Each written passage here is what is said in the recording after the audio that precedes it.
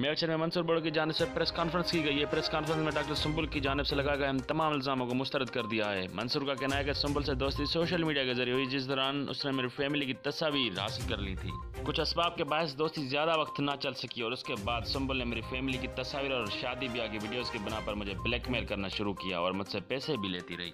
पैसे न देने की सूरत में सुंबुल मेरी फैमिली मेंबर्स के नाम पर फेसबुक फेक अकाउंट बना के मेरी फैमिली की तस्वीर सोशल मीडिया पे अपलोड करती रही है, जिसकी सबूत और शायद मेरे पास हैं।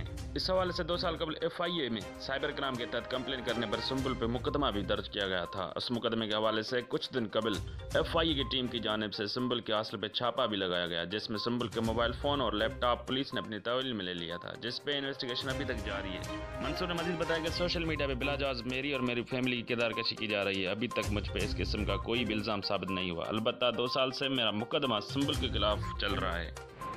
कंप्लेंट की थी साइबर क्राइम में, जिसकी कॉपी थी मेरे पास। उसके बाद मैंने हाई कोर्ट में पटिशन दाखिल की थी उसके ऊपर, जिसकी ये कॉपी है। वो बार बार मुझे ब्लैकमेल कर रही थी, मेरी फैमिली की पिक्चर्स अपलोड कर रही थी, मुझे बार बार फेक आईडी बना के मेरे घर वालों की पिक्चर्स अपलोड करके मुझे बार बार पैसों के लिए डिमांड करती रही। मंसूर का मजीद कहना था कि सुंबुल मुकदमे की प्रेशर की वजह से बेबुनियाद इल्जाम लगा रही है। उसने सियासी समाजी रहनुमाओं को भी न्यूट्रल रहने की गुजारिश की है। बगैर तस्दीक के मेरे और मेरी फैमिली के खिलाफ नाजेबा अल्फाज इस्तेमाल करके हमारे खानदान